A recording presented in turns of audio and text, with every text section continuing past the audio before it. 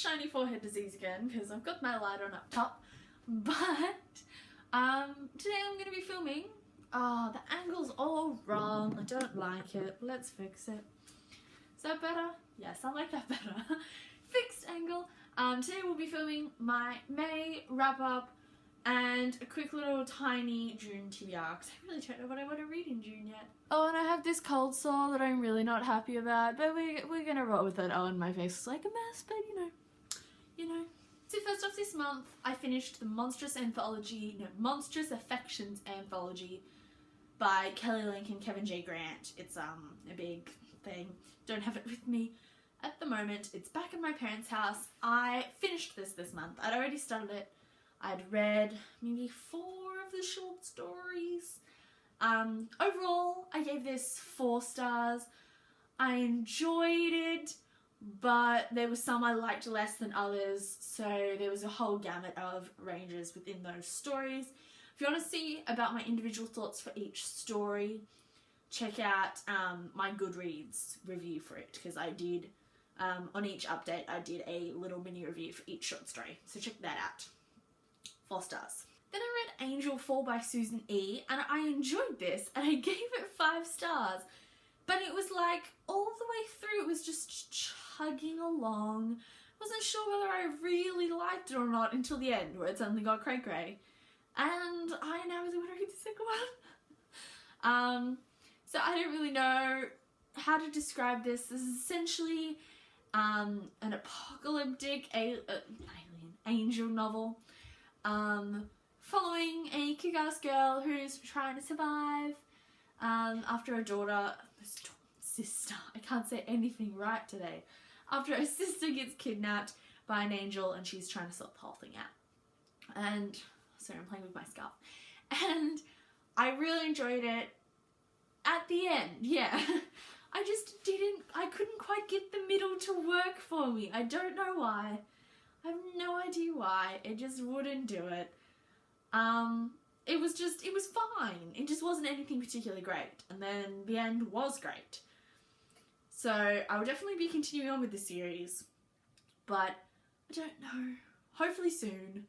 We'll see how I like books 2 and 3, because apparently it gets better. Then I read Spice by Lila Suzanne. This is a queer romance novel following Simon and damn it, what's Benji, how did I not remember that? And Simon writes for a magazine in a sex advice column, and Benji is the IT guy, and it's cute and adorable and just 200 and something pages, 214 pages of pure adorableness and love. And if you like fluffy contemporary romance and you are looking for something with queer romance, queer fluffy contemporary romance, get this, cause it's great. Read it. Then I read I'll Give You the Sun by Jandy Nelson. This is a contemporary following 2 children, twins. They're 14 and 16, 2 different time periods. Jude and Noah. Noah's an artist who does drawings, and Jude does mainly sculptures and stuff. And it's heartbreaking and beautiful, and I don't even know how to describe it. It follows 2 time periods and the 2 point of views. Jude's point of view is when they're 16, and Noah's point of view is when they're 14, I think, 13 through 14 kind of period. And this is just super sad and super beautiful. And now that I've read both of Jandy Nelson's novels, I absolutely adore her, and I'll definitely be picking up more of these. I gave this 5 stars. Then I read Love Starved by Kate Fierro. This is another queer romance following Micah and Angel. And Angel is an escort who specialises in fantasy fulfillment, and Micah is working an IT job, being all kind of entrepreneur-y, but feeling like his life is missing something, particularly the romance factor. and he pays Angel to kind of be his boyfriend for a night, and it goes on from there, and it is so sweet, so touching and heartbreaking. I love Kate Fierro's writing, and I've loved her other stuff. This was so good. I really loved this. Yes, yes. Then I read the first 3 books in the Giver Quartet. That is The Giver by Lois Lowry, Gathering Blue, and Messenger. I liked these, but I didn't really know what to think of them. I ended up giving The Giver 4 stars and Gathering Blue and Messenger both 3 stars, only because for me, The Giver, which I had seen the movie before I read the book, it made sense well enough, and I enjoyed the plot line and the, I say action, but it's not really action. It just seems a bit more fast-paced, and I like the world. Whereas in both Gathering Blue and Messenger, some of that focus got a bit lost, and I spent a lot of my time trying to figure out how they tied back into The Giver. Oh, so much shadow. So I didn't find them as enjoyable. I didn't like the characters as much. I definitely preferred Jonas to Kira or Maddie, who are the characters in these 2 books. And I am interested to read the 3rd one. I do have it on my shelf, like just here. You can't quite see it, but it is there. And I will be picking it up super soon, hopefully. Like, I'm hopeful to read it real soon. Maybe then my appreciation for Gathering Blue and Messenger will go up. But at the moment, there are 3 stars and The Giver is 4 stars. And then I read The Girl with All the Gifts by... and I read The Girl with All the Gifts by M.R. Carey. This is a psychological apocalyptic thriller following a host of characters, but primarily Melanie. And I really don't want to give that much away. She's essentially a young girl in this complex, and she's lived her whole life there, and it's kind of whacked out, and the whole book is trying to essentially learn what's going on and how the world is affected by it, I guess. It is really good. I gave this book 5 stars. I've been a bit hesitant to pick it up because it seemed like a bit of a monster. There's always something easier to read, but when I got into it, man, did I get into it. It was really intense and really worth a read. If you have this on your shelf, pick it up and read it because it is really good. Yes. Then I read Nothing But Shadows by Cassandra Clare, which is the newest of the Shadowhunter Academy novellas. And I really enjoyed it. I do like the historical stuff a lot. And this was really cute in that it had all that. It was fun and light. And I'm still studying. Oh, not still studying. I'm continuing to get a real feel for these new characters, which will be introduced in the new historical one, the new historical series she's doing, the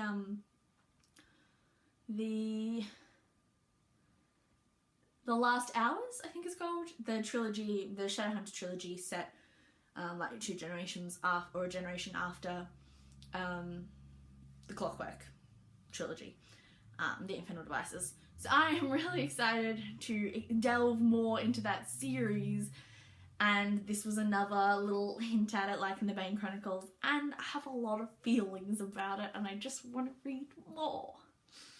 And then finally this month I read Bones Never Lie by Kathy Reichs. This is the newest, though there will be a new one super soon.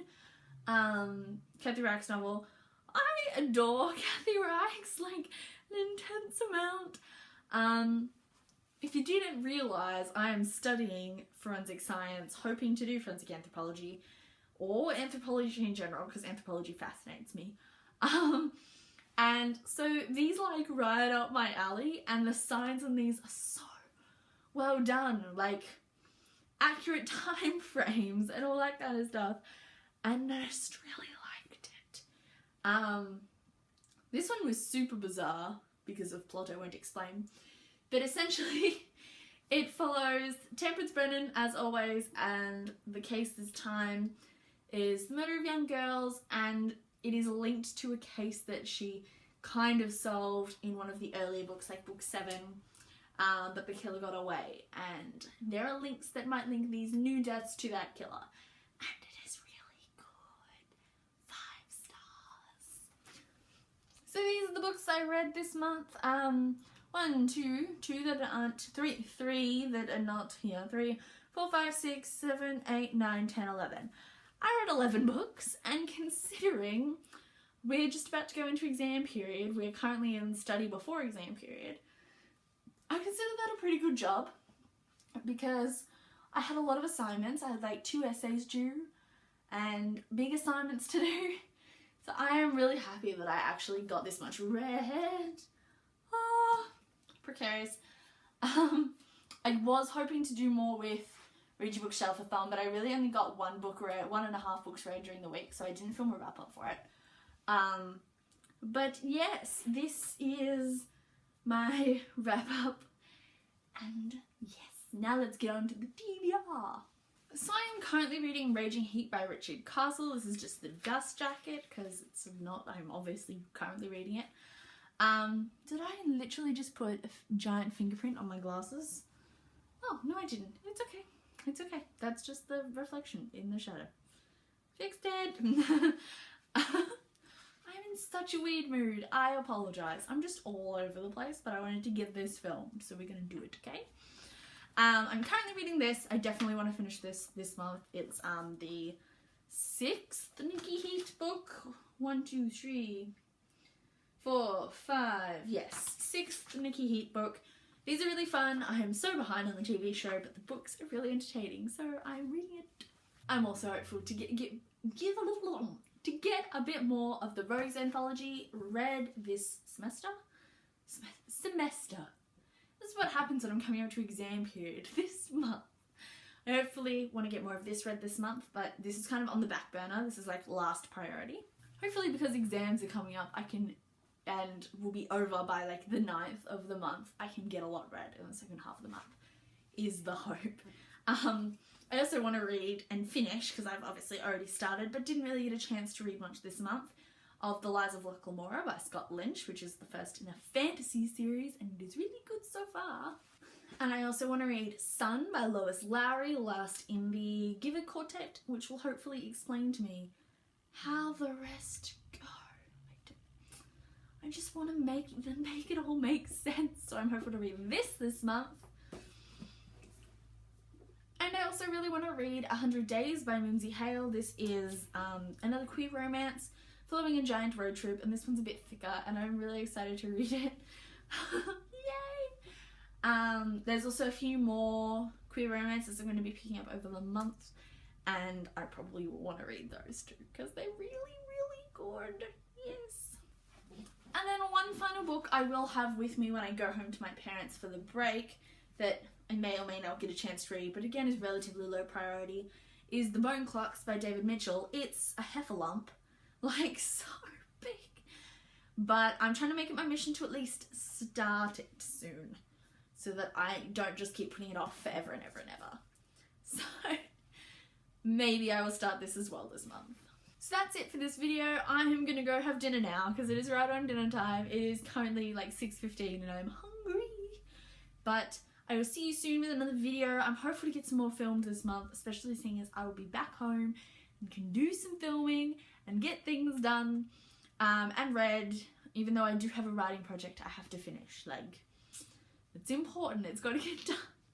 So hopefully I'll be back with another video real soon, and I will see you then. Thank you and bye. Oh, and if you have read any of these, have anything to say about any of these, please tell me, because I like to chat. Yes. Bye.